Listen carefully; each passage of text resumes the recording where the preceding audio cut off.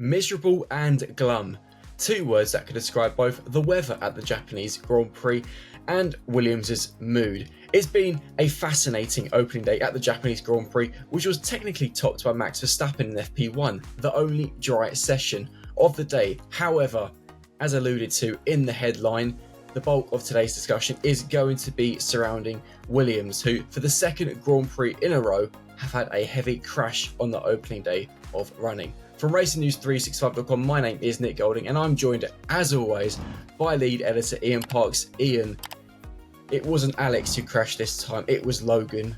Within around the half an hour mark in FP1, the chassis is okay, which is the main thing, but that's pretty much the only thing that is okay. We say gloomy and glum. It's springtime in Japan, which means we've got all that lovely cherry blossom. Well, all those images of the cherry blossom. Yeah. So at least we have something bright to look at. But yeah, you're right. Mr. Sargeant is one very, very, very lucky boy. We know that car sustained extensive damage after his shunt. The very, very fortunate aspect is that chassis is not cracked again, because we know that this weekend he is running with the repaired chassis that Alex damaged in Australia. So the fact that it's managed to hold up underneath that shunt, he can breathe one hefty sigh of relief, because if that had gone again, then boy, oh boy, Mercedes, I do apologise, Williams. It's been a long day, don't worry. Yeah, Williams would have been looking at that and thinking, oh my God, this is an absolute disaster. It was a disaster in Australia, near enough, as we well know. But for it to be so close to yet another disaster again, it's still got to get through third practice and qualifying, yeah.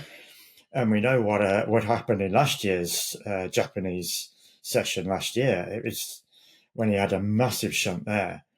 So he's going to be nervous. You got to expect. He says he's confident. I've seen his quotes. I've read his quotes. Listened to his quotes, and he says he's okay. He's confident, but in the back of his mind, after what happened at Suzuka last year, and after what has happened here today, and that wasn't just a few centimeters over. That was pretty much having the entire right side of his car on the grass. Yeah. That led to that shunt.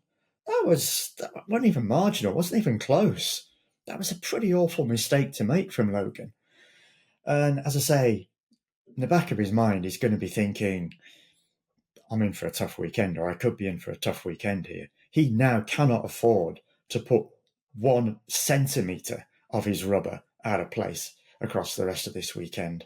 Otherwise, it could be woes again for Williams. I think, bizarrely though, he's not actually lost really any running, because obviously that incident happened in free practice 1. A few minutes before FP2, there was a very light rain shower, but it was to the point where the circuit was too damp for slicks, but not damp enough for intermediates. So actually, we saw, well, you had to write the FP2 report, a pretty boring session to say the least, which saw only a few drivers really go out. So in a way, Logan's been even more lucky because Williams have had repair time, and at the same time, they've not actually lost any track time. Did you think, that's the one area where he is being, and the team, really, really fortunate? I had to laugh at one point listening in on that session, because, yes, to answer your question directly, first of all, yes, he's been fortunate that he's not lost any particular degree of running, because so little took place. A few drivers took to the track with intermediates, and then right at the very end, we saw a few soft tyre blasts when it was just dry enough to get out on the softs. But I had to laugh at one point, just to follow up on what I was starting to say, when I think it was about 10 or 15 minutes to go, and Kevin Magnussen had gone out on softs, and he said, "Nah, not good, not dry enough for the softs yet." And then pretty much within 2 minutes, Alex had come in and said, "No, we need the softs." And it was just like, James Vowles must have been thinking, no, we're not going to go out on the softs yet. We are not going to risk it. I mean, and fair play if that was his thinking, because he couldn't risk it. In the end, Alex did go back out right at the very end when the track was just dry enough. As I say, there were a few very, very late soft tyre blasts. And in the end, Alex did go out. Thankfully, he kept the car in one piece. James, I'm sure, and everybody within Williams would have been breathing a sigh of relief. No damage done too much in this instance to Logan because he's not missed out on anything, in fairness, by not running in FP2. And as you say, very little took place in the end in FP2. Oscar Piastri top, 4 seconds slower than Max, half a second clear of Lewis, who also managed to get in a late soft tyre run. But as you say, a very, very unusual situation. And that's basically because, just to explain to people that will be wondering, well, they got intermediates. Why on earth didn't they go out? Well, that's primarily due to a sporting advisory committee decision over the winter to change the intermediate tyre running across the course of a Grand Prix weekend. Last year, all drivers had 4 sets of inters and 2 sets of extremes going into a Grand Prix weekend. If any of the inters were used on Friday, then they were given an extra set for that weekend. For this year, the rule has changed. Drivers are now allowed 5 sets of intermediates, but if any are used on a Friday, no fresh ones allowed across the course of a weekend. You could say, well, what's the difference? Because if you start with 4 and you're given an extra set if you've used any on Friday, well, you've got 5.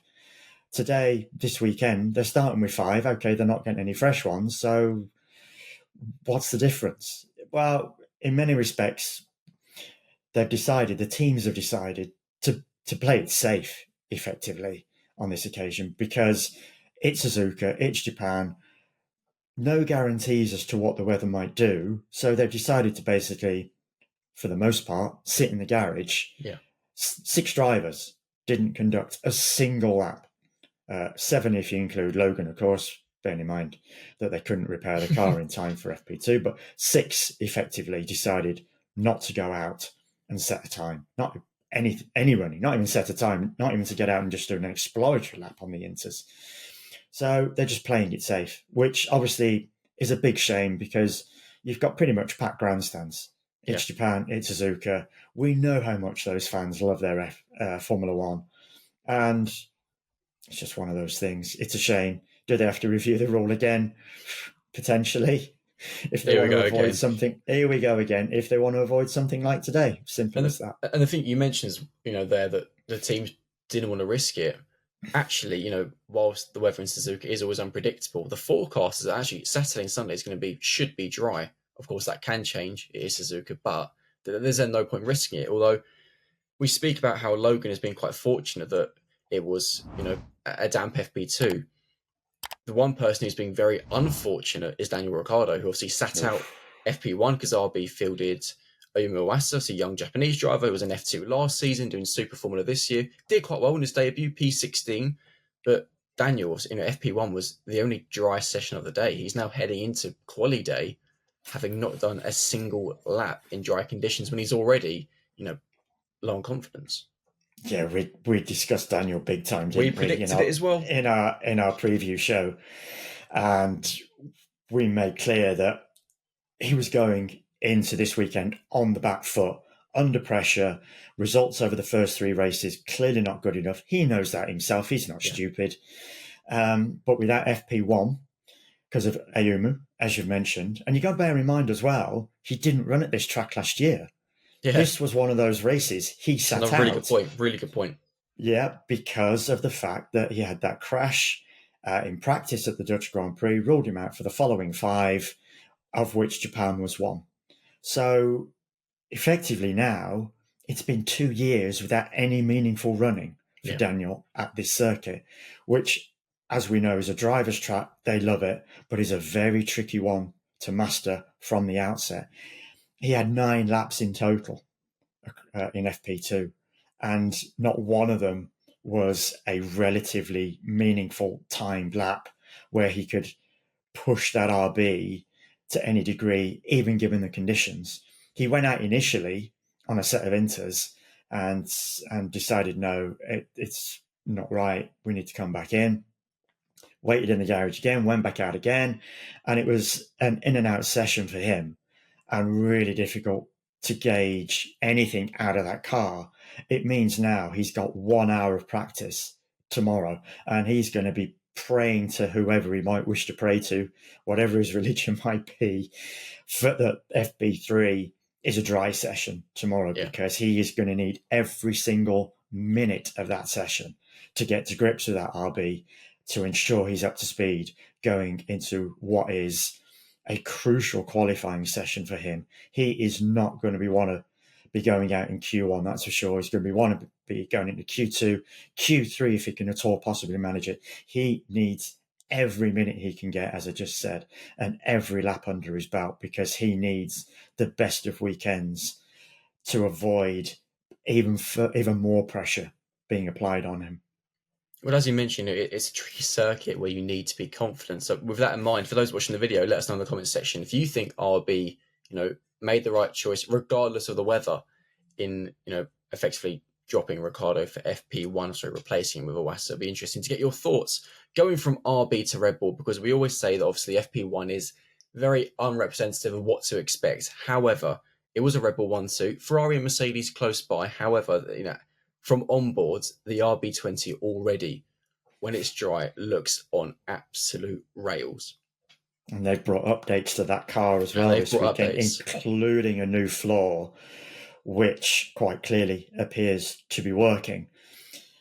The upside from the rivals' point of view, Ferrari, Mercedes, the latter in particular, both very happy with what they've got beneath them. All four drivers, especially Lewis and George, really pleased with that W15 so far.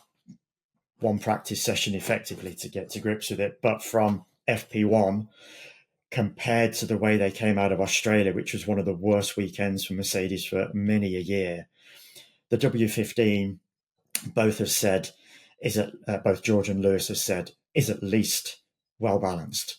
They've got something that they can work with. And as Lewis remarked, as long as Mercedes don't now mess it up in terms of whatever setup changes they make going into FP3, then he's happy. He's got something that he knows he can work with. So that's the upside from a rival's point of view. But as you say, Red Bull, upgrades, new floor, yes, it's looking very, very strong for them already. We've just got to see what Ferrari and Mercedes can do over the remainder of this weekend. And hopefully, as was the case with Ferrari and in particular Carlos Sainz in Melbourne, that they can pose a threat. I think qualifying tomorrow is going to be absolutely thrilling. Actually, Suzuka is normally one of the best qualifying sessions of the season because it is a circuit which rewards bravery and going to the limit. With qualifying in mind then, we've had a really weird day today. Predictions for qualifying.